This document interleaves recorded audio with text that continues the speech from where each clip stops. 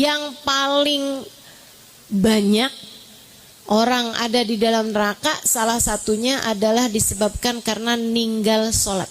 Kata Nabi Muhammad bilang, bila seseorang meninggalkan sholatnya maka ketulis namanya di pintu neraka. Fulan bin Fulan harus masuk di pintu ini. Makanya mesti sering-sering qadha sholat, terutama buat teman-teman mungkin lagi masa remajanya pernah mengalami masa jahiliyah. Dulu tuh saya jarang sholat subuh misalnya gitu. Nah sekarang mesti sering-sering qadha sholat teman-teman. Qadha sholat tuh gimana caranya Ustaz? Ya kayak sholat biasa, cuman niatnya qadhaan. Usolli fardhu subhi qadhaan. Ustazah, masalahnya saya tuh kan ninggalnya sholat subuh doang. Sholat yang lain saya kerjain Ustazah, cuma subuh tuh suka bangunnya kesiangan misalnya. Ya udah sekarang sering-sering qadha subuh. Apakah harus di waktu sholat subuh? Enggak. Di waktu kapan aja, yang penting jangan abis subuh sama abis asar.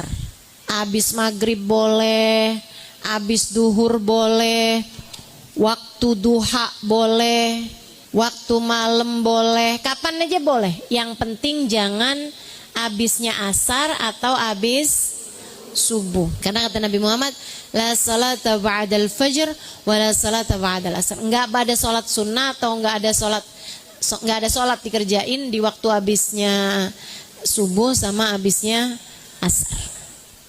Gitu ya.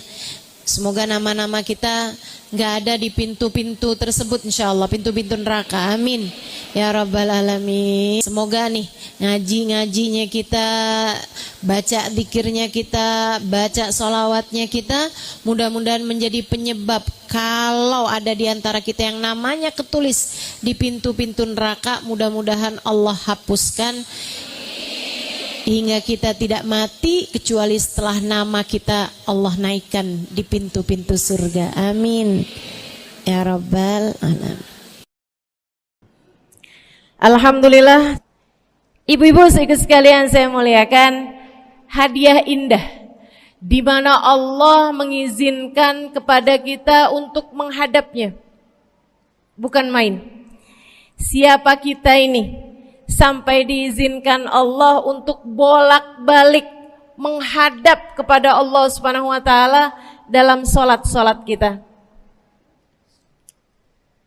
Saya pernah dengar dari para guru-guru kami, guru-guru saya, mereka mengatakan di saat orang sholat, di saat kamu sholat, di saat saya sholat, bukan hanya karena saya mau sholat, kamu mau sholat, akan tetapi karena kamu dianggap mulia di mata Allah, sehingga Allah izinkan dirimu untuk menghadap padanya. Ketika saya sholat, bukan hanya karena saya mau sholat, akan tetapi karena saya punya nilai di mata Allah, sehingga Allah izinkan kepada saya untuk menghadap padanya.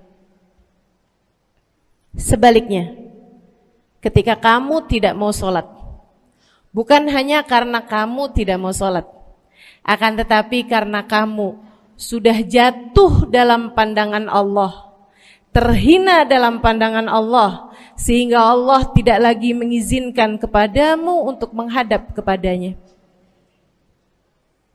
Ketika seseorang tidak sholat, bukan hanya karena dia tidak mau sholat, akan tetapi karena ia sudah tidak lagi bernilai di mata Allah, sehingga Allah tidak izinkan dia untuk menghadap padanya. Teman-teman, saudariku sekalian yang saya muliakan, kalau bicara tentang sholat nih teman-teman, ada 4 tingkatan, ada 4 kelas. Untuk kamu melihat sholatmu sudah ada di kelas yang mana.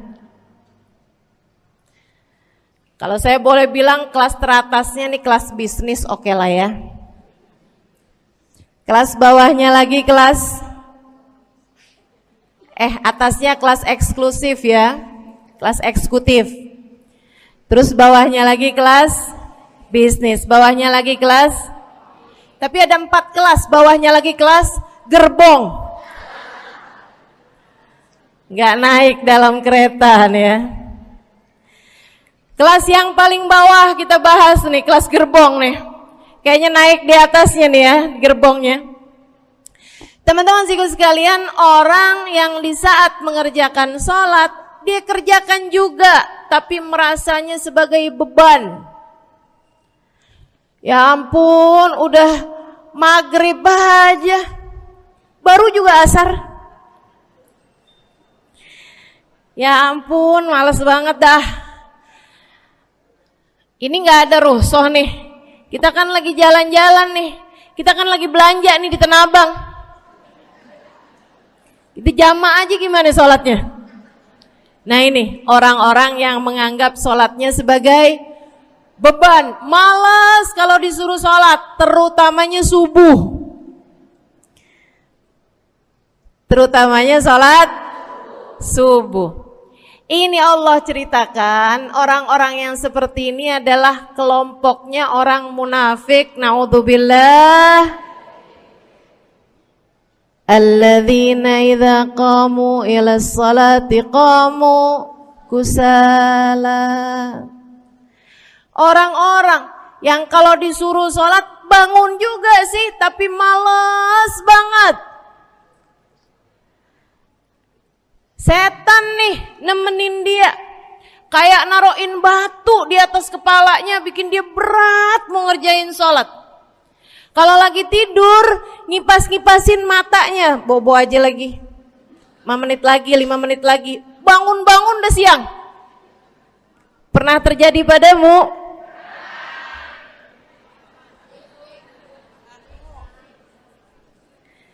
Jemur kunut. Bu, yang dijemur tuh jemuran aja, cucian aja. Jangan sampai jemur kunut. Kunutnya dijemur ya. Ketika ada seseorang yang disampaikan kepada Nabi Muhammad bahwasanya orang itu tidak bangun kecuali sesudah azan subuh, artinya enggak tahajud. Artinya enggak bangun di sepertiga malam terakhir, bangunnya sesudah azan subuh. Nabi mengatakan padanya tentang orang itu. Nabi bilang pada para sahabatnya, inna syaitan bala fi udhunih. Itu adalah orang yang telinganya dikencingin sama setan. Pada pernah dikencingin setan? Kalau bangunnya habis azan tuh dikencingin setan. Kalau bangunnya udah terbit matahari dikencingin siapa kira-kira? Insyaallah.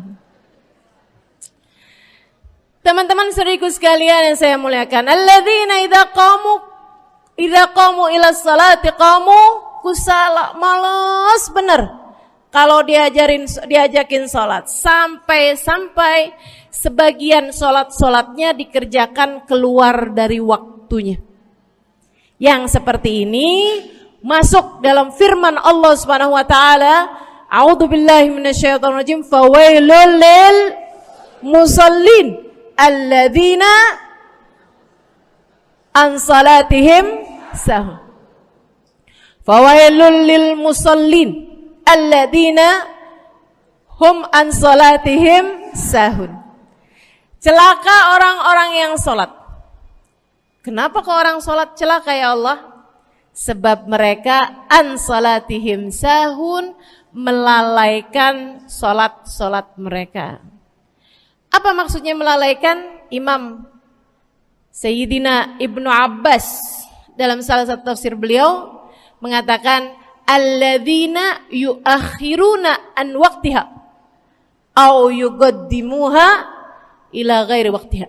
Orang-orang yang mengakhirkan sholat sampai keluar dari waktunya atau memajukannya sebelum waktunya. Mau pergi ke Tanah Abang nih, jam 11. Ntar kita ribet nih urusan sholat duhur. Dah sholatin sekarang aja. Ini orang-orang yang fawailul lil musallin. Bu, sesibuk apapun dirimu, jangan pernah ninggal sholat. lagi ngerjain perkara penting apapun kamu, jangan pernah mengakhirkan sholat. Jangan pernah mengeluarkan sholat dari waktunya. Kenapa gitu? Karena Bu, sholat itu urusanmu sama Allah. Gak ada yang lebih penting daripada itu. Gak ada yang lebih penting daripada itu. Siapa yang mementingkan Allah, dia bakal dipentingin sama Allah. Siapa yang meremehkan sholatnya, berarti dia telah meremehkan Allah. Siapa yang meremehkan Allah, dia akan diremehkan oleh Allah. Na'udzubillah min dzalik. Buat adik-adik jomblo, jangan pernah mau kawin sama orang yang gak sholat. Biarpun kamu udah nunggu cukup lama, kalau ada yang lamar kamu dan dia gak sholat, jangan mau Bu. Dek, ibu-ibu juga, kalau ada yang janda di sini,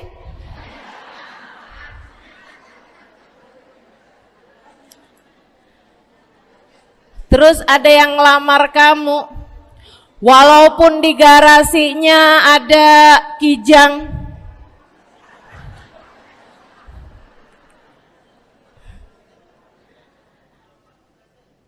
ada bebek, motor maksudnya ya, datang melamar kamu, jangan terima. Orang yang gak sholat, kamu jangan mau jadi istrinya. Kenapa? Saya kasih tahu ya, Allah aja dia tinggalin, apalagi kamu.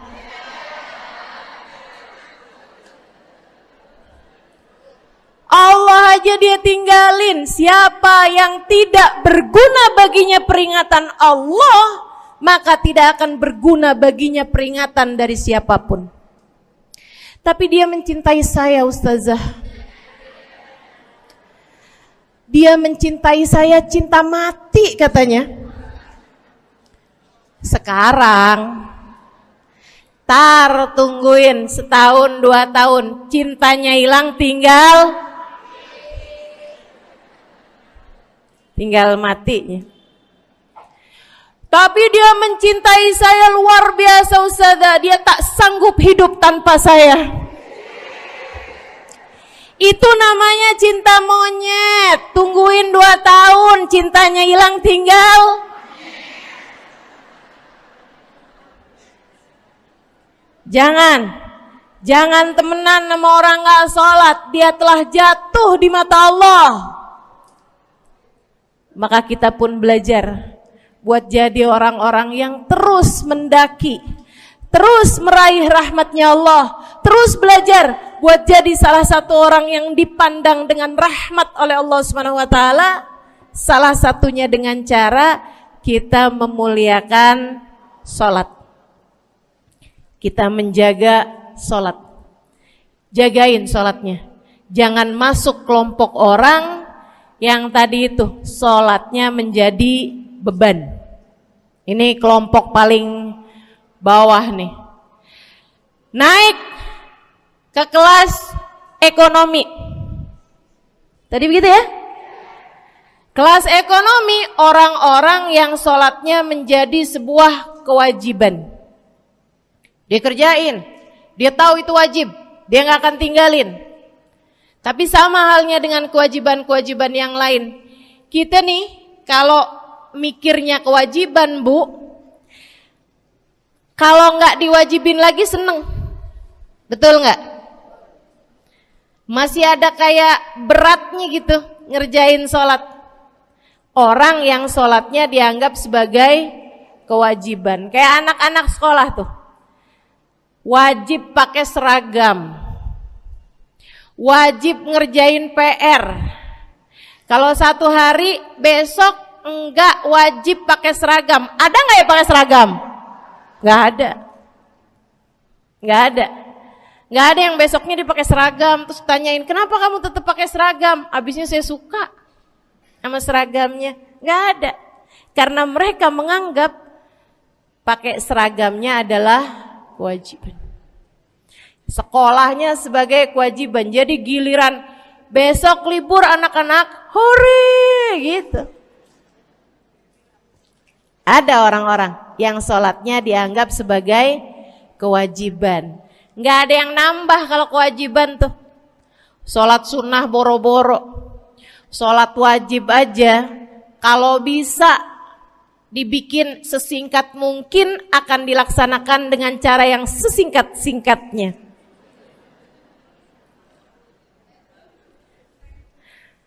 Habis ruku i'tidal sujud cepet bener ya. Malaikat raqib sama malaikat atid nih udah tahu aja kalau dia sholat. Habis ghairil maghdubi alaihim waladdallin. Malaikat atid bilang sama malaikat raqib, kulhu, catat kulhu udah pasti.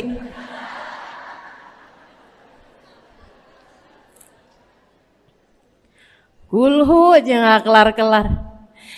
Teman-teman saudariku sekalian yang saya muliakan, sholatnya dianggap sebagai sebuah kewajiban. Nggak nambah dengan sunnah, namanya wajib. Kita naik lagi insya Allah. Sholatnya kita naikkan.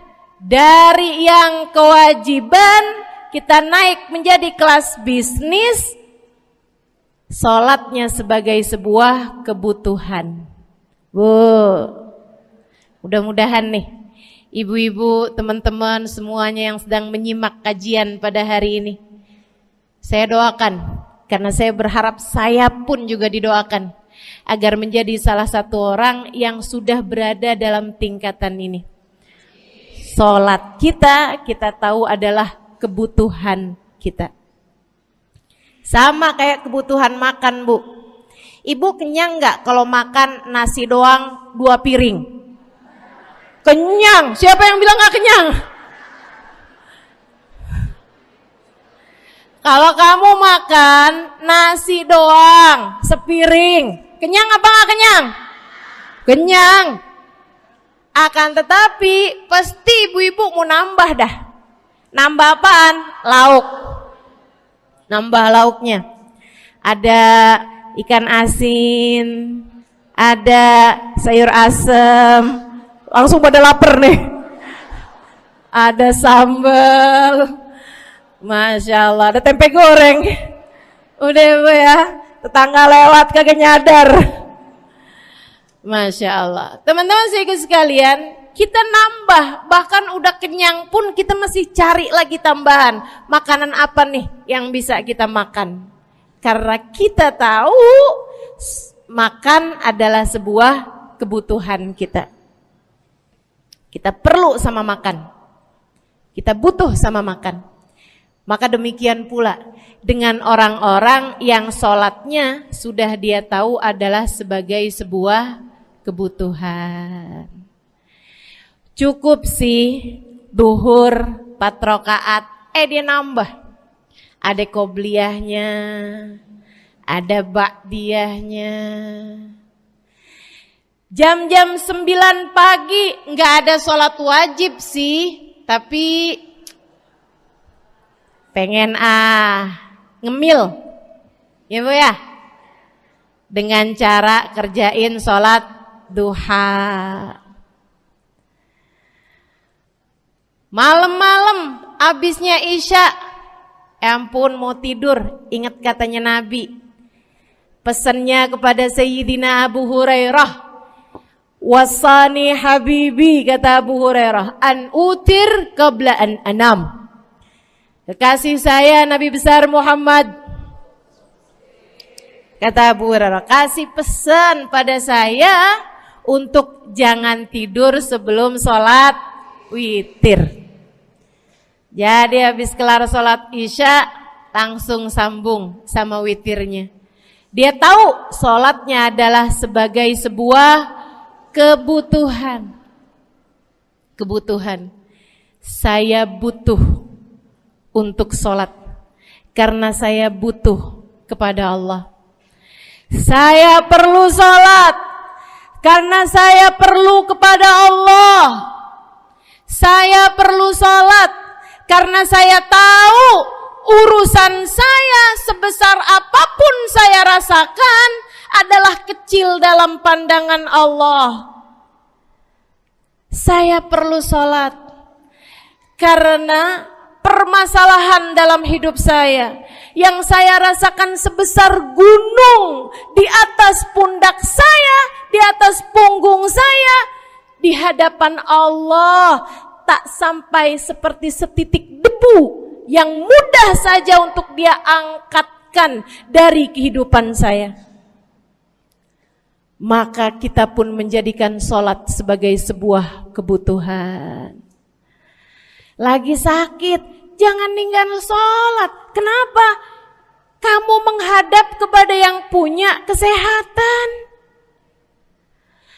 Lagi banyak utang, jangan ninggal sholat. Sama, jangan utang lagi. Karena kamu menghadap kepada pemilik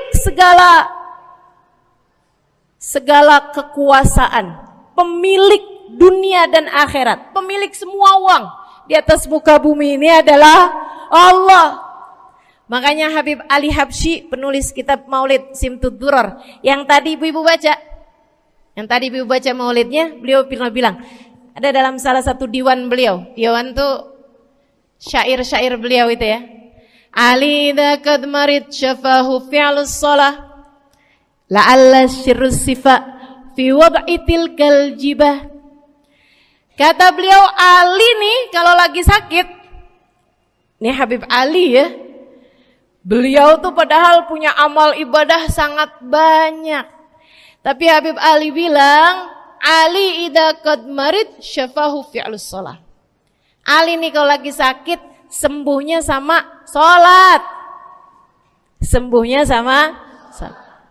La'alla sirru sifat.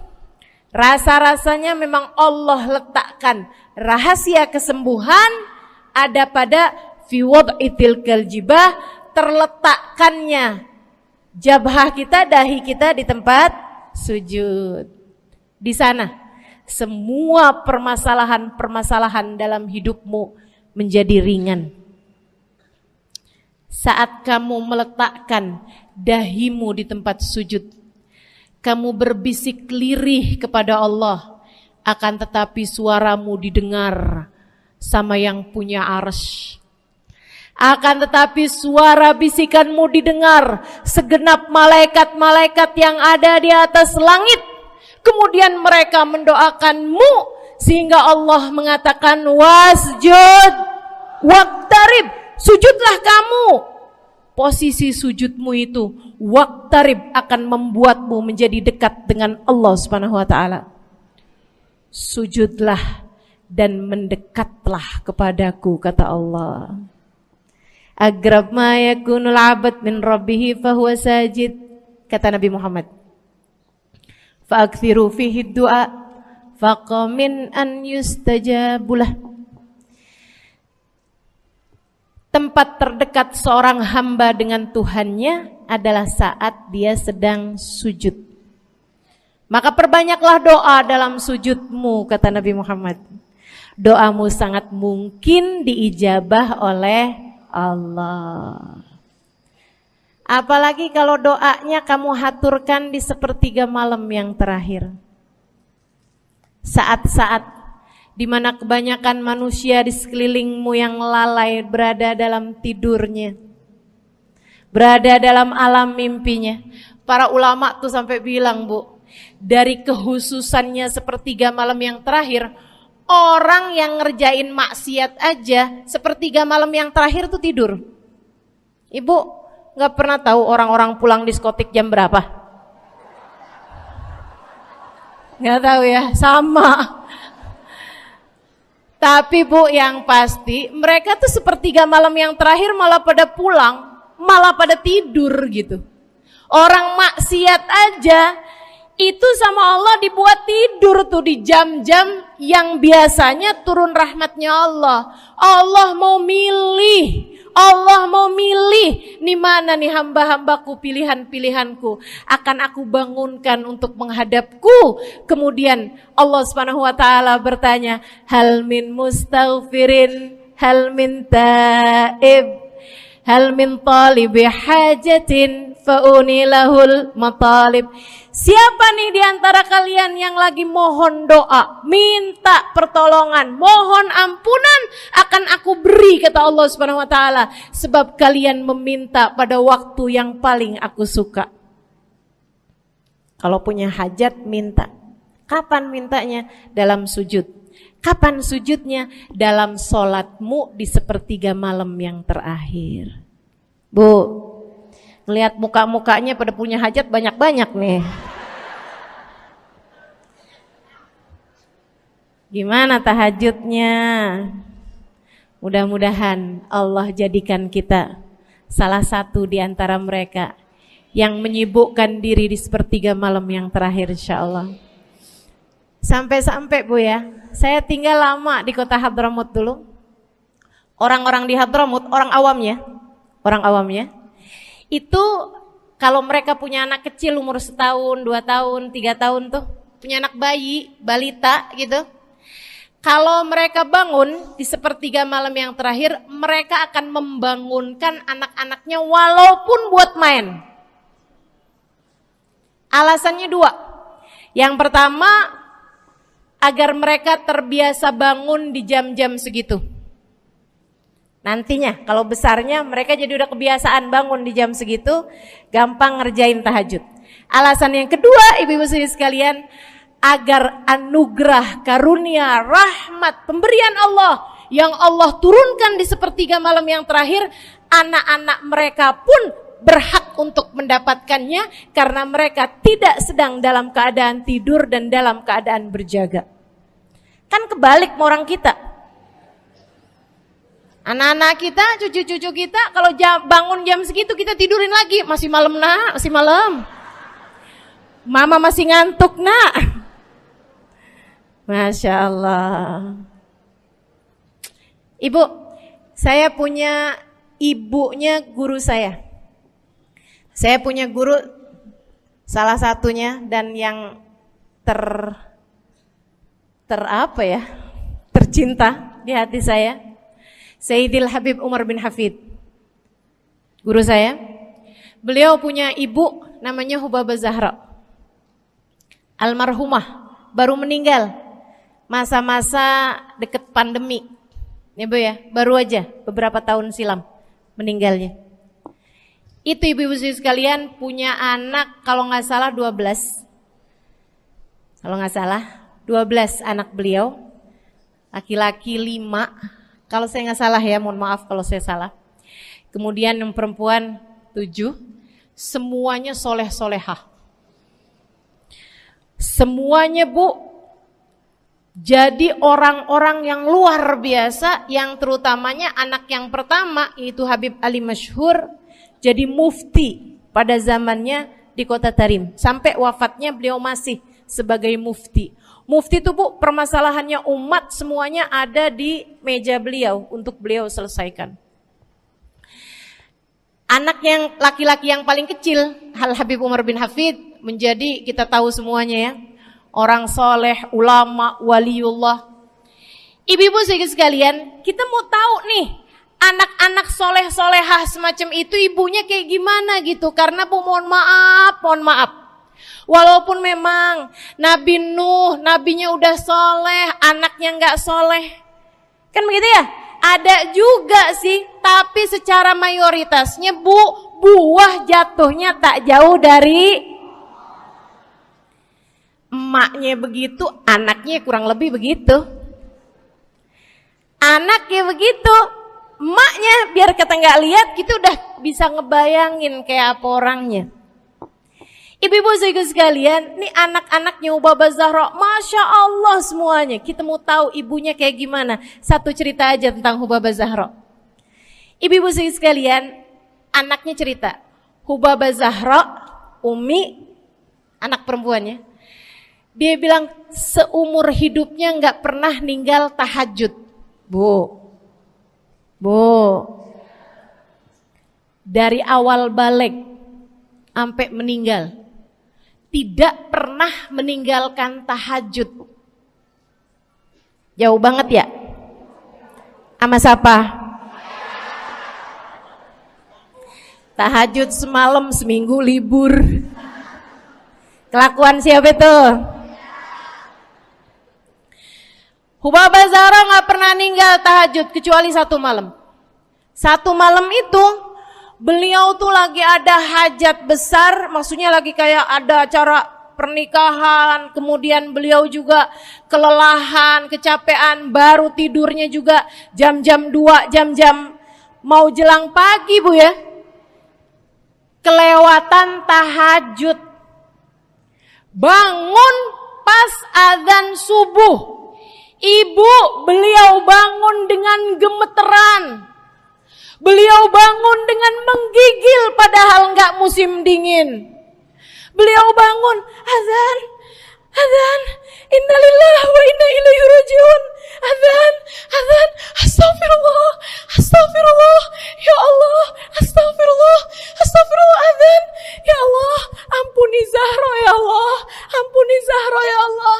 Anaknya cerita, hari itu aku tidak pernah melihat ibuku berlelehan air mata sepanjang hari lebih daripada hari tersebut. Hari itu kami melihat ada seorang perempuan berlelehan air mata beristighfar memohon ampun kepada Allah karena satu malam dalam hidupnya beliau meninggalkan tahajudnya teman-teman. Masya Allah, Masya Allah.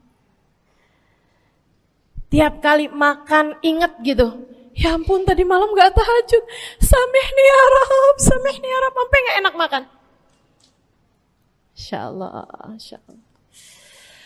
Mudah-mudahan Allah jadikan keagungan sholat ada dalam hati kita. Sholat kita jadi kebutuhan. Insya naik tingkat eksekutif teman-teman. Tadi saya ulangin lagi dah, karena ibu-ibu kan suka rada lupaan. Kelas yang paling bawah, kelas apa tadi? Gerbong. Menjadikan sholatnya sebagai beban. Kelas berikutnya menjadikan sholat sebagai kewajiban. Naik lagi menjadikan sholat sebagai kebutuhan. Tingkat terakhirnya ada hamba-hamba tercinta di sisi Allah yang menjadikan sholat mereka sebagai sebuah hiburan dalam hidupnya, hobi dalam hidupnya. Diawali, dicontohkan oleh baginda kita Nabi besar Muhammad yang mengatakan dalam hadis sahihnya, wa ju'ilat qurratu aini fis shalah, wa ju'ilat qurratu aini fis shalah. Dijadikan, kata Nabi Muhammad, Allah telah menjadikan, dijadikan li untukku qurrat aini, kesenanganku dalam kehidupan, kebahagiaanku ada pada, hobiku ada pada as-shalah, salat. Nabi itu orang yang kesenangan beliau, hobi beliau adalah salat. Kana idza faza'ahu amrun aladha ila shalah. Kata para sahabat meriwayatkan, Nabi kalau lagi dengar kabar-kabar yang gak enak, segera menuju kepada sholat. Nabi kalau udah ada kabar-kabar Rasul pasukan kita terkalahkan di medan peperangan, Nabi ngelihat Bilal. Kemudian Nabi Muhammad nanya, udah dekat waktu sholat Bilal? Sebentar lagi Rasul, arihni biha ya Bilal, arihni biha ya Bilal. Yuk Bilal, santaikan diri saya Bilal, tolong hibur diri saya Bilal. Segera azan dan kita akan sholat bersama-sama wahai Bilal. Kesenangan beliau, hobi beliau dalam sholat, dalam hidup adalah sholat. Teman-teman saya sekalian, bukan hanya Nabi Muhammad, tapi para sahabat-sahabat Nabi Muhammad, tapi para tabi'in, para tabi'in. Saudaraku sekalian saya muliakan, Sayyidina Umar bin Khattab alaihi ridwanullah, kana idza ja'ahu hal, apabila beliau dalam keadaan hatinya lagi khusyuk, hatinya lagi nyambung banget sama Allah Subhanahu wa taala, kalau mau sholat sunnah manggil orang. Beliau sholat dalam masjid, ada orang mau sholat sunnah, ada orang lagi baca Quran, dipanggil sama beliau. Kamu saya bayar ya. Kamu duduk sebelah sini saya nih, baca Qurannya deketan saya sini, kamu saya bayar. Buat apaan wahai Sayyidina Umar? Buat negur saya, ngingetin saya lagi sholat nih. Oh, gak usah dibayar Tuan. Yaudah kalau gitu kamu duduknya sebelah sini ya.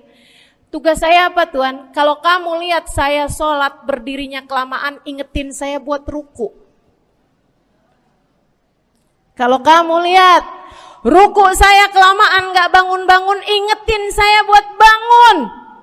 Kalau kamu lihat sujud saya kelamaan, ingetin saya buat duduk. Karena saya sekarang ini kalau lagi berdiri baca Al-Quran, lupa buat ruku. Dari nikmatnya bacaan Quran beliau. Baik Tuan. Sholat, baca Fatihah, habis itu baca Quran. Surat Al-Quran, dapat selesai satu, kok masih enak. Baca lagi, masih enak lagi, baca lagi. Yang sebelah beneran nih gak ruku-ruku. Beliau berdiri kemudian bilang, Tuan ruku. Gak kedengeran. Beliau berdiri deketin telinganya, Tuan ruku. Belum kedengeran juga. Ruku. Allahu Akbar. Sayyidina Umar bin Khattab. Tabi'in. Sayyidina Ali Zainal Abidin pernah lagi sholat, rumahnya kebakaran teman-teman. Sholat sunnah di waktu malam, rumahnya kebakaran. Orang-orang pada teriak-teriak, Tuan harik, nar, ya ibn binti Rasulillah, wahai anak dari cucunya Nabi Muhammad. Tuan, ada api di sekitarmu. Tuan, kebakaran. Tuan, kebakaran. Allahu Akbar. Sami Allahu liman hamidah, enggak lihat apa-apa. Habis selesai sholat baru lihat, kebakaran nih rupanya. Orang-orang pada bilang, kami sudah mengingatkanmu Tuan. Apa jawab beliau? Al-hadni an-narul kubro. Di depan saya ada api yang jauh lebih besar, api neraka. Saya enggak lihat api sekecil ini. Masya Allah. Saudaraku sekalian yang saya muliakan, para ulama Allah Subhanahu wa taala. Terakhir saya mau ceritakan Sayyidil Habib Abu Bakar As-Sakran, penulis Wirid Sakran. Kalau teman-teman pernah tahu, beliau saudaraku sekalian saya muliakan dapat julukan As-Sakran, orang yang mabuk. Karena mabuk kepada Allah Subhanahu wa taala. Beliau pernah satu waktu kena penyakit di punggungnya. Beliau kemudian tanya sama dokter, kata dokter, wah ini nih penyakit mesti diangkat, mesti dioperasi. Ya udahlah, operasiin saya. Disuguhin 1 gelas khamr di waktu yang telah ditetapkan untuk jadi waktu operasi. Apa ini? Khamr, minuman keras. Zaman itu belum ada obat bius. Dia bilang, ini buat apa? Khamr ini Tuan, minuman keras ya, agar engkau enggak sadar. Jadi enak gitu kita ngoperasinya. Dia bilang, saya mau dengan kesehatan saya kepengen ngerjain taat kepada Allah, saya enggak mau. Saya dapetin kesehatan saya dengan cara mengerjakan yang diharamkan Allah, yaitu minuman keras. Saya enggak perlu ini. Waduh, kalau gitu enggak bisa dioperasi Tuan. Kenapa soalnya? Ya nanti kan kesakitan, nanti susah operasinya gitu. Oh gampang. Kalau kalian pengen bikin saya enggak sadar, enggak perlu minuman keras. Terus gimana? Operasikan kalau saya sedang sholat. Maka mulailah, dokter-dokter udah pada siap. Beliau lagi sholat sunnah ya Bu ya. Allahu Akbar gitu. Mulai dokter buka baju belakangnya, mulai Bu digunting kulitnya, digergaji tulangnya. Beliau Bu mukanya meringis saja enggak. Beliau ruku, dokternya ikutan nungging. Beliau sujud, dokternya ikutan menunduk juga. Beliau sholat nikmat banget. Sampai beliau selesai dari sholat, beliau nanya sama dokter-dokternya, kenapa nggak nurut tadi tuh waktu saya sholat mestinya operasi. Kata dokter, udah selesai Bib dari tadi. Masya Allah. Radiyallahu ta'ala anhum wardahum. Ini bukan kelas-kelas kita. Saya cuma ceritain aja sama ibu-ibu. Bukan berarti ibu-ibu nanti pas waktu sakit bilang sama dokter-dokter nggak usah dibius. Beda hati Bu, beda hati. Ibu ya, beda iman, beda semuanya kita sama mereka. Yang pasti, makanya saya kan yang ini nggak doa nih. Pas yang kebutuhan tuh baru saya doa. Kenapa? Karena kayaknya tingkatan kita dah Bu ya. Mentok dah di sampai kebutuhan itu dah. Insya Allah, mudah-mudahan Allah jadikan kita orang yang menjaga salat insya Allah. Rabbi jalni muqimas salah wa min dzurriyyati amin. Rabbi jalni muqimas salah wa min dzurriyyati amin. Rabbi jalna muqimis salah wa min dzurriyyatina rabbana wa taqabbal du'a. Ala hadhihi niyyah bikun niyyah salihah ila hadratin nabi al-fatihah. Syaitan rajim. Bismillahirrahmanirrahim. Alhamdulillahirabbil alamin. Ar-Rahmanir-Rahim Maliki Yaumiddin. Iyyaka na'budu wa iyyaka nasta'in. Ihdinas siratal mustaqim, siratal ladzina an'amta 'alaihim, ghairil maghdubi 'alaihim waladdallin. Amin. Taqabbalallahu minna wa minkum, taqabbal ya karim. Sama-sama kita hormati, kita sayangi segenap keluarga besar dari Majelis Ta'lim Raudhatul Aliyah di bawah pimpinan Ibu Ayu Komaladewi. Kita doakan semoga beliau beserta segenap keluarganya senantiasa dalam limpahan rahmat ridha Allah Subhanahu wa taala. Juga kita doakan Ustazah Nabilah Al-Haddad sebagai pengasuh di majelis ta'lim ini, sebagai pimpinan di majelis ta'lim ini, Bu Ayu dan Ustazah Nabilah sekeluarga semuanya insyaallah senantiasa dalam pandangan kasih sayang Allah SWT. Panjangkan umurnya, disehatkan badannya, dimudahkan urusannya, kabulkan hajatnya, semakin dicinta Allah SWT dan Rasulnya.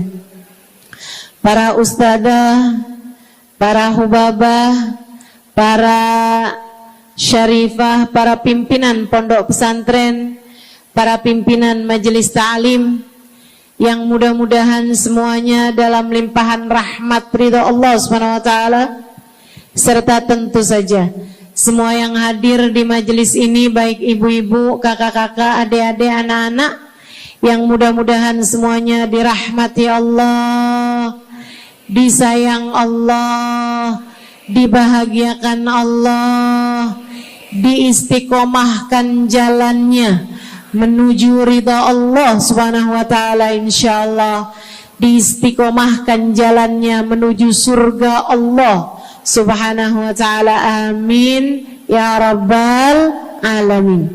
Qul amantu billah thumma istaqim. Kata Nabi Muhammad sallallahu alaihi wasallam kepada seorang pemuda yang meminta nasihat, ya Rasulullah ausini, wahai Rasul, tolong nasihati aku.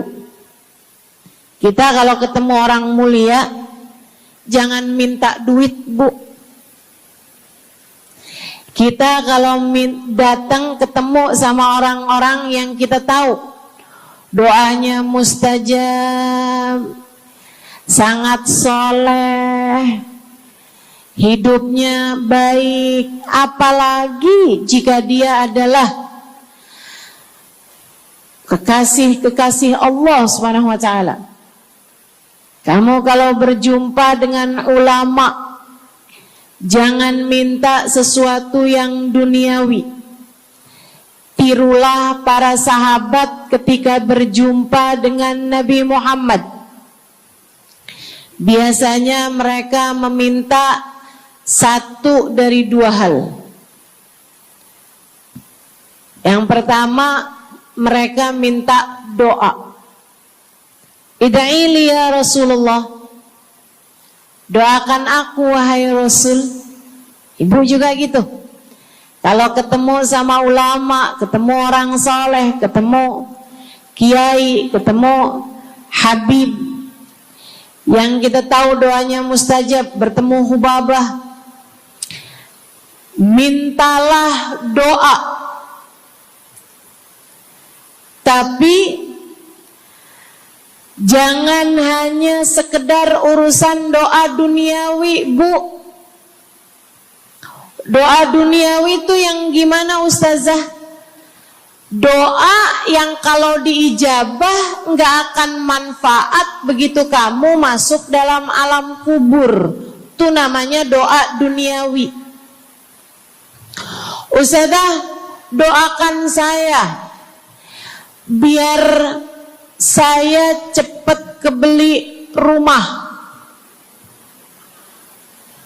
Bu, kalau mati rumahnya dibawa gak? Ustazah, doakan saya kepengen beli HP baru. Dibawa gak HP-nya? Enggak. Itu namanya doa duniawi. Ustazah, doakan biar suami saya tambah cinta.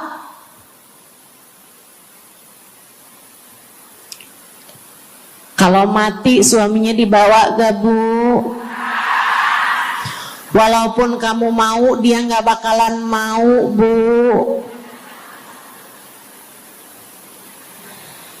Sesuatu yang sifatnya duniawi. Ustazah, doakan biar anak saya soleh. Duniawi apa bukan? Bukan. Sebab kesolehan anak akan jadi tambahan bekal bagimu ketika kamu masuk dalam alam kubur. Jadi nggak boleh nih Ustazah doa urusan duniawi atau minta didoakan urusan-urusan duniawi. Boleh, tapi jangan cuma itu. Nanti takutnya kamu nyesel.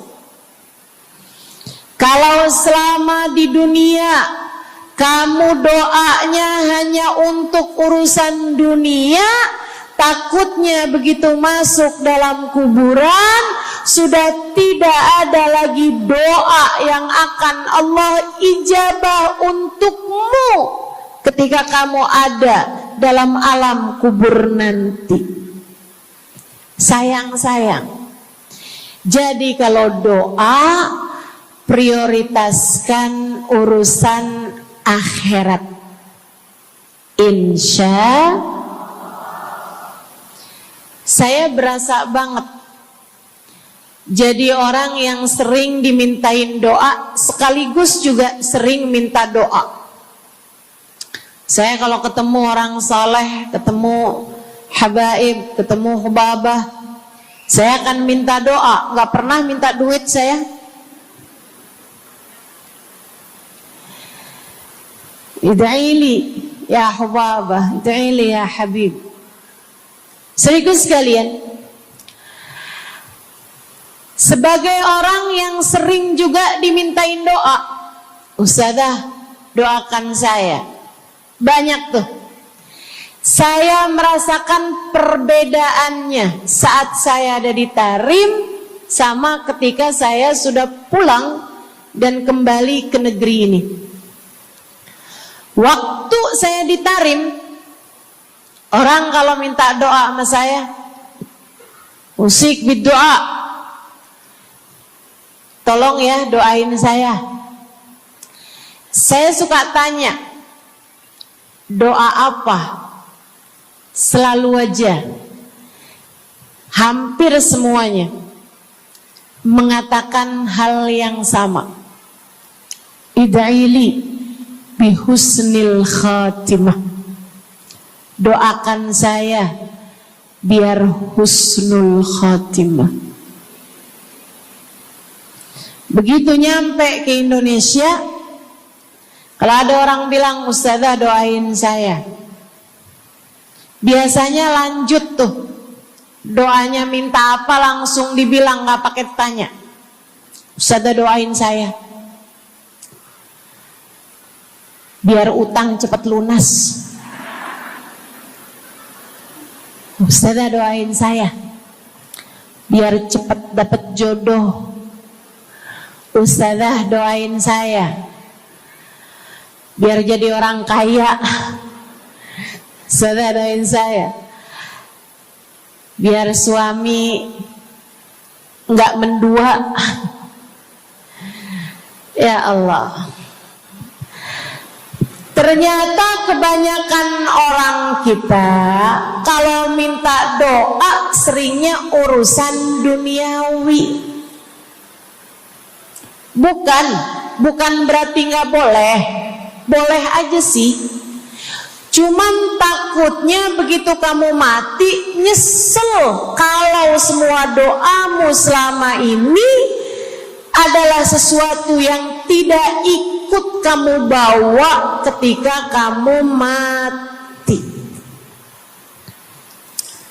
Kalau kita lihat para sahabat ketika mereka berjumpa dengan Nabi Muhammad, selalu saja banyak di antara mereka yang minta doa.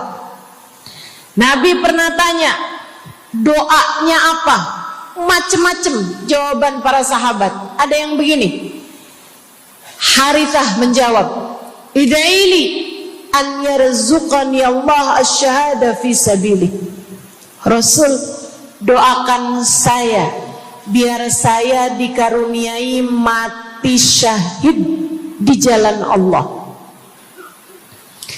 Ada lagi yang lain doanya, "Ya Rasulullah, id'ili an yarzuqani Allah murafaqatan bika ya Rasulullah."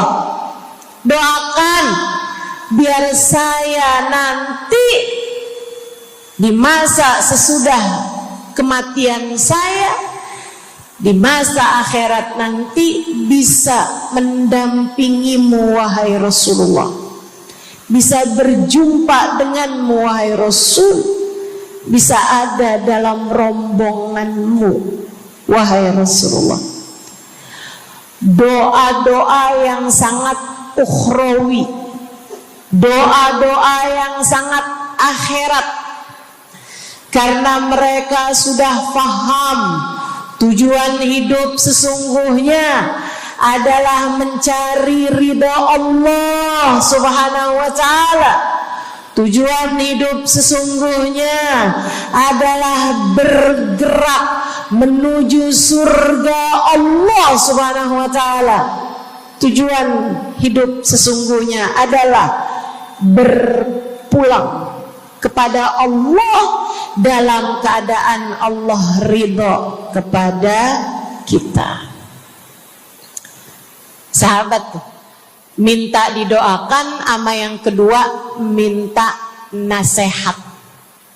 Kita juga nyontoh, kalau ketemu orang soleh, kalau ketemu ulama, kalau ketemu habaib, ketemu kiai, ketemu bunyai, ketemu hubabah, ketemu ustadzah, ketemu ustadz, minta nasihat. Selain daripada minta doa, mintalah nasihat. Hal ini dicontohkan oleh para sahabat kepada Nabi Muhammad. Datang seorang pemuda berjumpa Nabi Muhammad sallallahu alaihi wasallam. Kemudian bertanya, "Ya Rasulullah, ausini." Wahai Rasulullah, berikanlah nasihat kepadaku ini. Nabi Muhammad tersenyum, senang, bangga, karena mengerti bahwa umatnya faham apa yang harus diminta dari nabinya. Nabi berkata kepadanya, "Qul amantu billah tsumma istaqim." Kata Nabi Muhammad, ucapkanlah, aku beriman kepada Allah, kemudian istiqomahlah kamu di jalan Allah. Nasihat Nabi Muhammad buat pemuda tersebut. Nasihat Nabi Muhammad buat pemuda-pemuda umatnya sepanjang zaman. Nasihat Nabi Muhammad buat umatnya, baik yang muda maupun yang tua, baik laki-laki maupun perempuan, baik yang pintar maupun yang kurang pintar. Semua umatnya dinasehati sama Nabi Muhammad. Karenanya akan saya sampaikan hal ini kepadamu hari ini. Quli, ucapkanlah, amantu billah, aku beriman kepada Allah. Tsumastaqimi, kemudian istiqomahlah kamu, wahai saudariku, di jalan Allah. Katakanlah, aku beriman kepada Allah, kemudian istiqomahlah. Istiqomahlah. Nasihat yang sangat indah dari baginda kita Nabi besar Muhammad, yang Allah karuniakan kepadanya jawami'al kalim, dapat selalu berbicara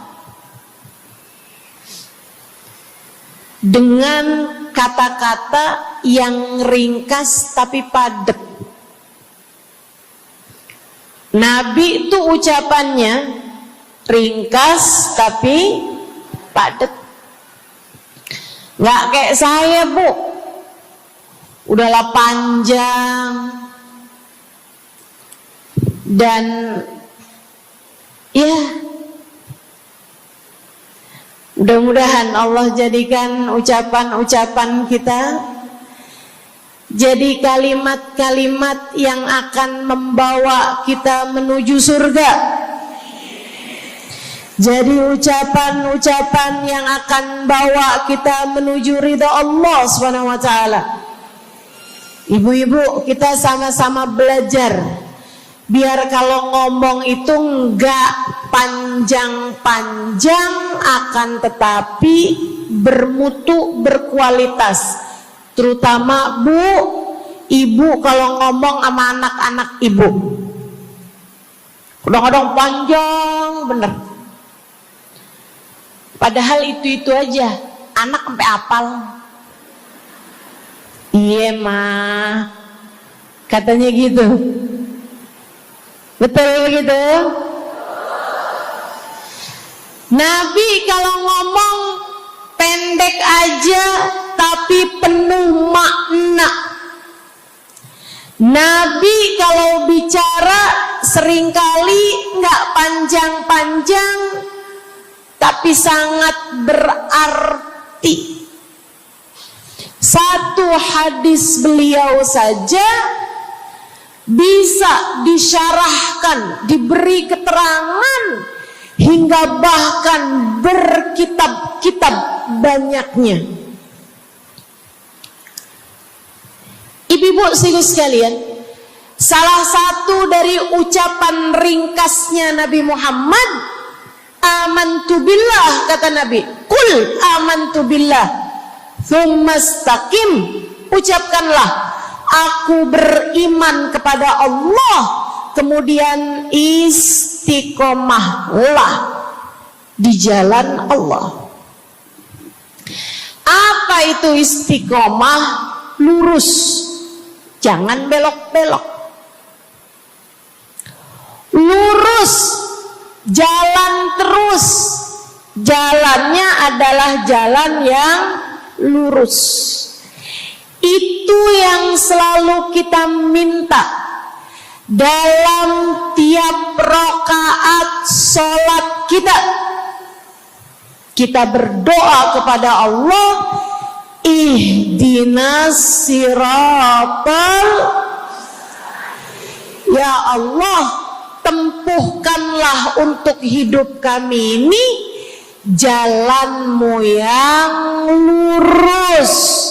Sama kayak kamu lagi bilang, ya Allah, karuniakanlah dalam kehidupan kami keistiqomahan di jalan-Mu ya Allah.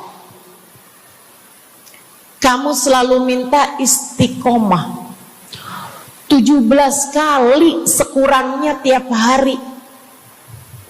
Betapa sangat pentingnya istiqomah ini, saudaraku sekalian. Berada dalam jalan yang lurus. Saya mau bahas jalan lurus yang dimaksud ini apa aja. 1, kamu harus lurus imannya. Amantu billah, aku beriman kepada Allah. Kata Nabi Muhammad sallallahu alaihi wasallam, qul amantu billah, ucapkanlah aku beriman kepada Allah. Maka istiqomah tersebut yang nomor 1 adalah dalam urusan keimanan. Bu, Kak, Dek, Nak, yang lurus imanmu. Iman yang lurus tuh yang gimana, Ustazah?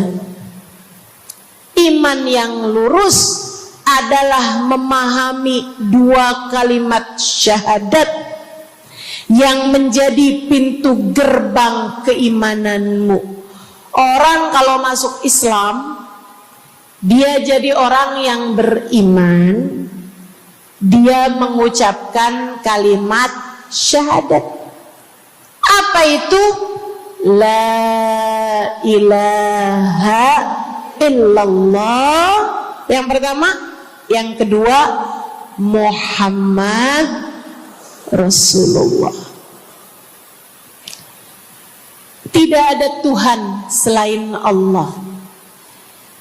Itu harus kamu miliki dalam hatimu secara lurus, istiqomah.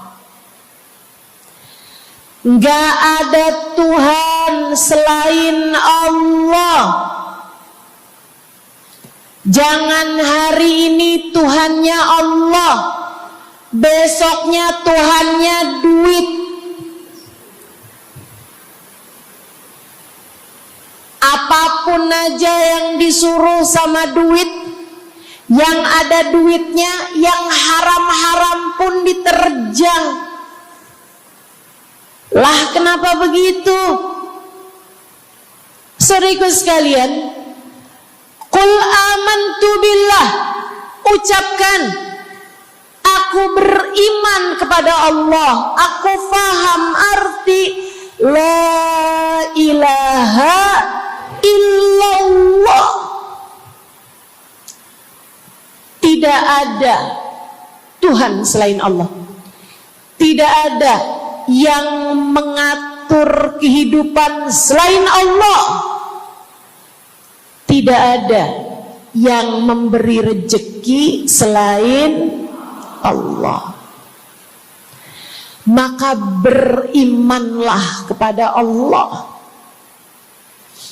Kalau ada istri bilang sama suaminya, kalau kamu nanti pulang bawa duit, ahlan wa sahlan, selamat datang. Tapi kalau kamu pulang nanti nggak bawa duit, silakan tidur di luar.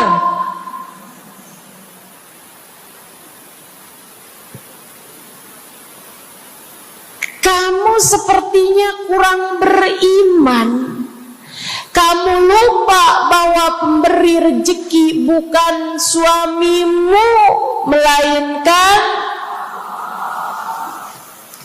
yang ngasih rezeki itu cuma satu, Bu. Namanya bukan pekerjaan, bukan atasan, bukan pemerintah. Yang ngasih rezeki cuma Allah Subhanahu wa ta'ala. Maka berimanlah atas hal itu. Jangan nyalahin si ini, nyalahin si itu. Imanmu benerin. Imanmu benerin. Banyak orang saya liatin itu suka pada repot urusan rezeki. Banyak banget. Di dunia ini nih banyak yang suka repot urusan rezeki. Ngejar dunia abis-abisan. Ngejar duit segala macam cara. Sampai omongannya nggak jadi omongan orang beriman. Waktu dibilangin, jangan nyari rezeki yang haram. Cari rezeki yang halal. Jangan berani ngambil yang bukan hakmu. Dia bilang begini nih. Ya, Ustazah nggak tahu zaman sekarang. Jangankan nyari yang halal, nyari yang haram juga susah saja.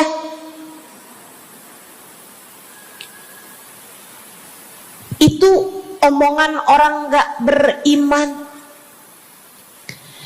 Kamu mesti ngerti dulu. Kalau yang kamu minta adalah urusan rezeki, dengerin. Kalau yang kamu minta urusan rezeki, kamu harus datang kepada alamatnya.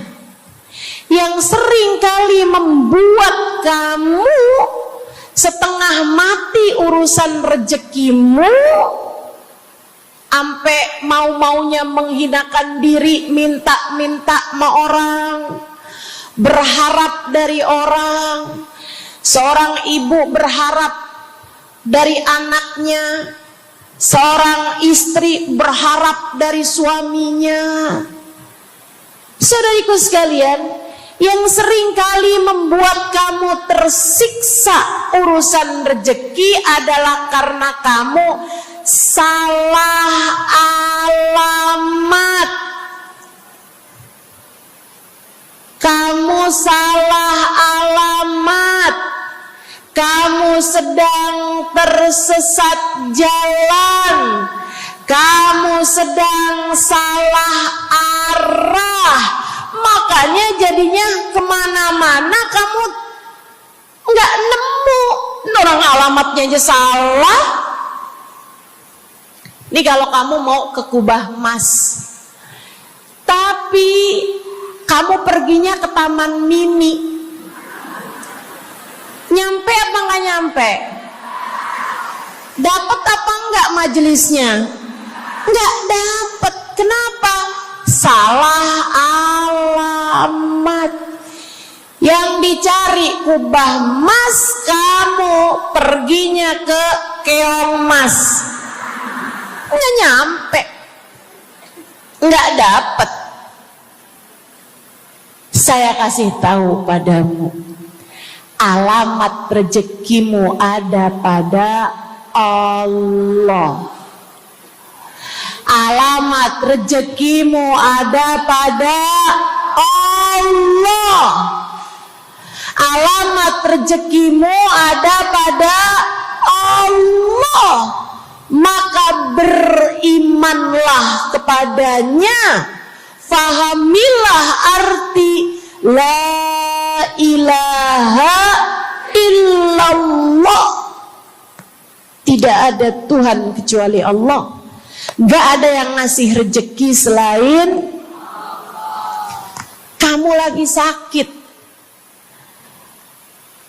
kamu mau nyari obat, saya kasih tahu alamat obatmu. Alamat yang bisa menyembuhkanmu hanya satu, namanya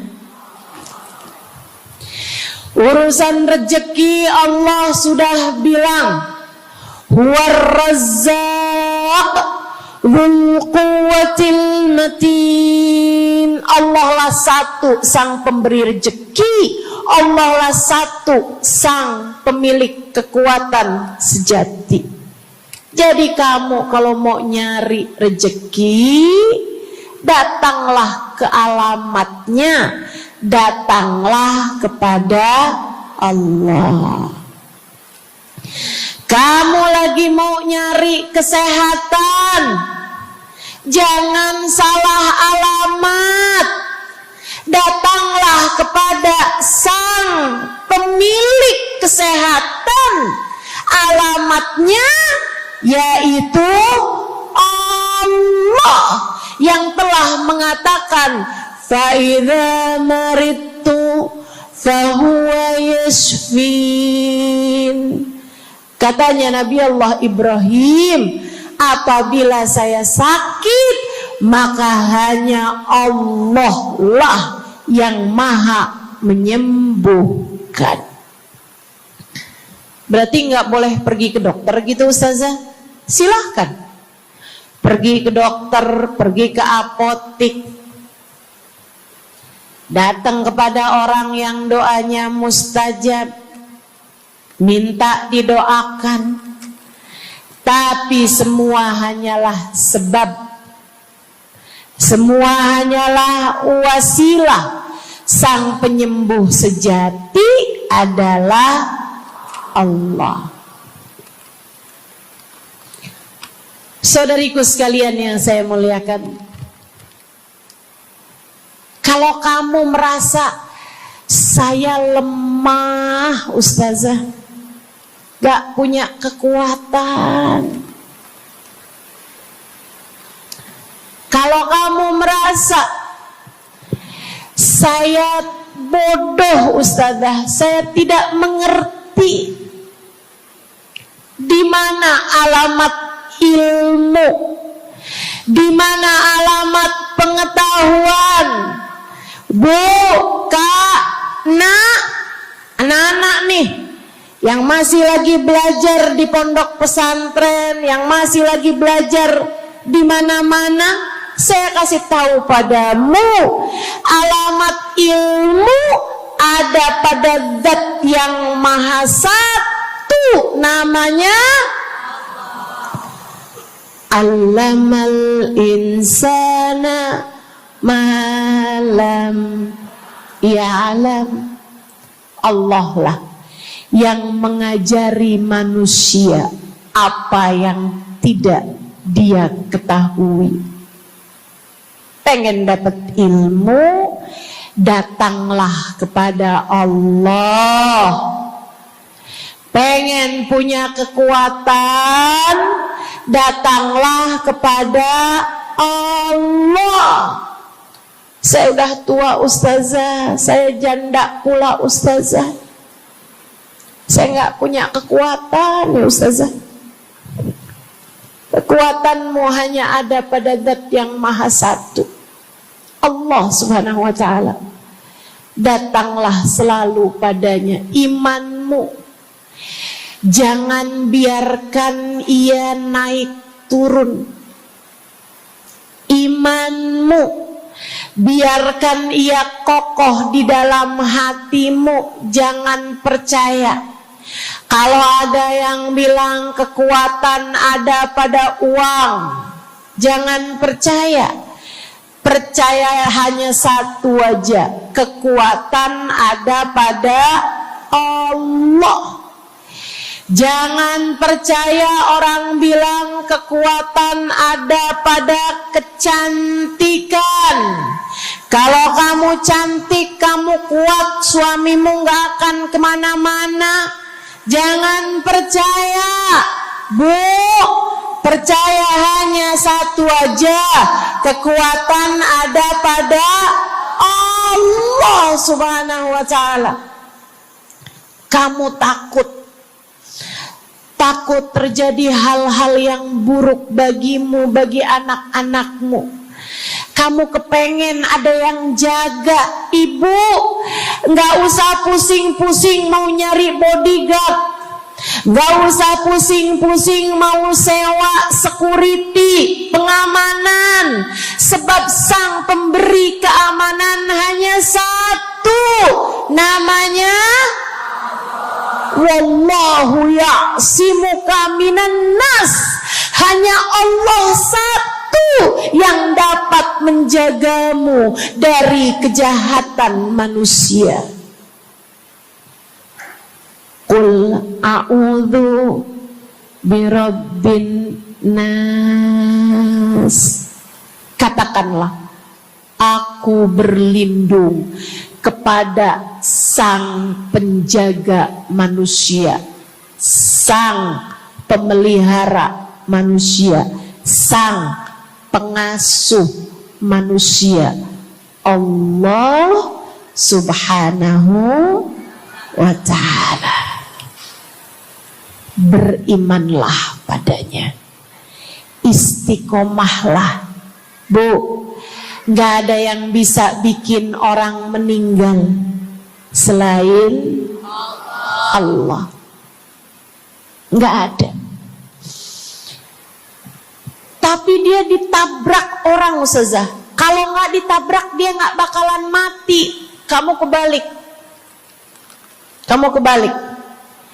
Justru karena dia harus mati, Allah jadikan dia ditabrak. Jelas? Ini imannya mesti yang benar nih. Jangan kamu kira ini ada dokter malpraktek sehingga dia kemudian meninggal dunia. Jangan kamu kira karena salah minum obat dia mati. Bukan, ibu-ibu sekalian. Justru karena dia harus mati, karenanya kemudian ketemu sama dokter yang malpraktek lah, ketemu sama obat yang salah lah. Itu hanya sebab kematiannya itu sendiri.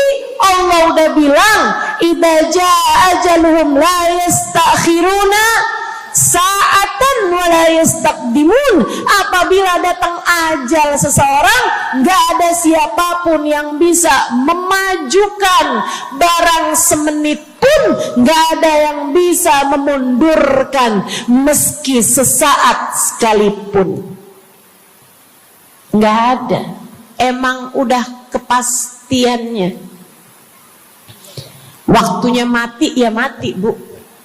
Gak ada yang bisa menghidupkan, sekaligus tidak ada yang bisa mematikan selain Allah.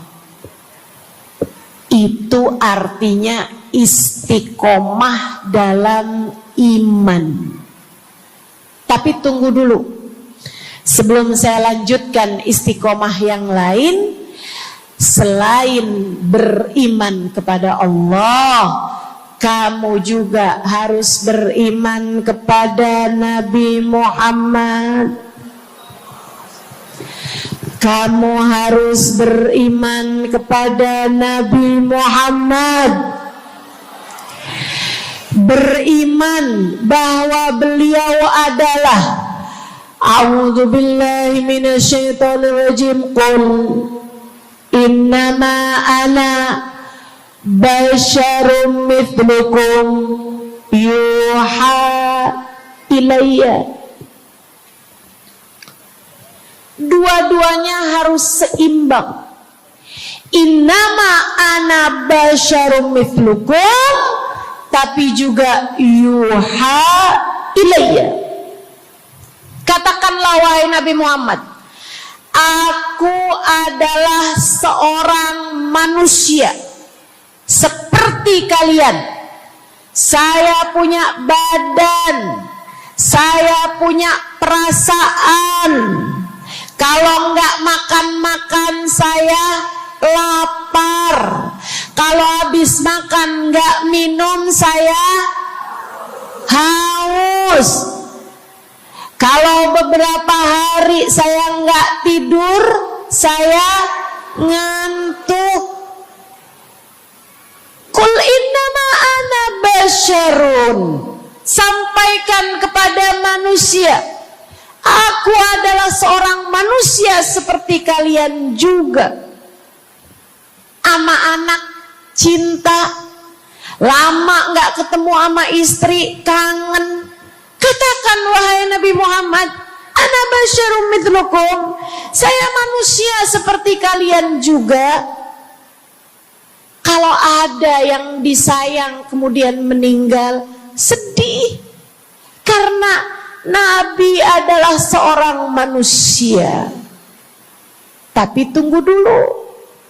Beliau tidak hanya sekedar manusia. Itu adalah satu sisi kehidupan Nabi Muhammad. Jangan lupa, innama ana basyarum mithlukum, tapi yuha ilayya. Aku diberi wahyu. Aku hamba wahyu. Aku berbincang-bincang dengan Allah. Kalian tidak. Aku berbicara langsung dengan Allah. Kata Nabi Muhammad, kalian tidak. Aku dituruni malaikat Jibril, kalian tidak. Aku diberi wahyu Al-Quran 30 juz, kalian tidak barang seayat pun.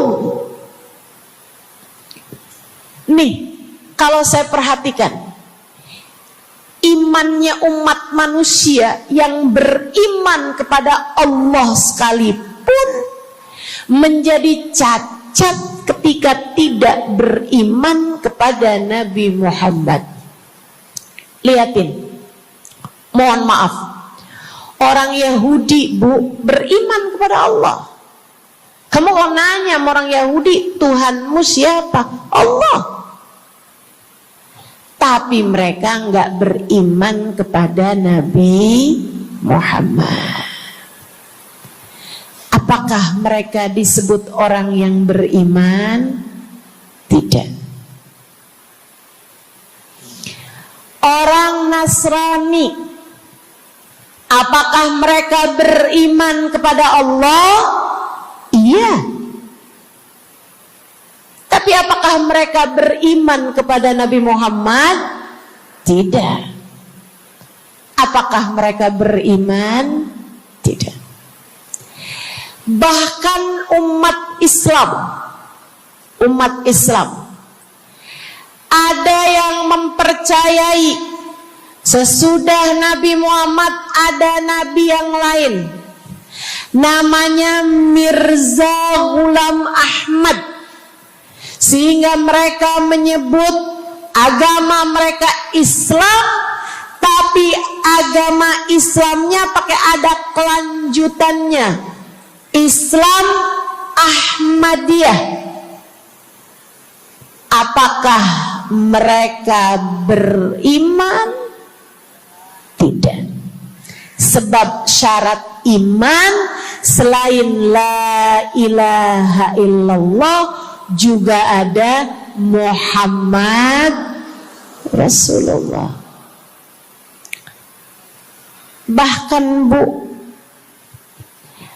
ada banyak di antara kita orang-orang yang iman kepada Allah luar biasa, tapi Tapi kalau urusan kepada Nabi Muhammad, kalau lagi diceritain Isra Mi'raj, dia bilang Nabi Muhammad tuh gak usahlah segitu amat diperayakan Isra Mi'rajnya. Nabi Muhammad tuh Isra Mi'raj cuman sekedar ruhnya aja, badannya nggak pakai Isra Mi'raj. Jadi Nabi itu orang ngelihatnya kayak tidur aja, ruhnya aja yang melayang-layang. Isra Mi'raj bener, tapi ruhnya aja, badannya nggak pakai pergi. Jadi kalian nggak usah berlebih-lebihan sama Isra Mi'raj. Oh kenapa gitu? Kamu nggak percaya sama Isra Mi'raj, sama badan-badannya Nabi sekalian kamu nggak percaya? Kenapa? Ya karena itu nggak masuk akal. Manusia kan nggak bisa kayak gitu. Nabi Muhammad kan manusia. Kamu lupa bahwa Nabi walaupun manusia, beliau adalah yuha ilayya. Beliau adalah hamba wahyu.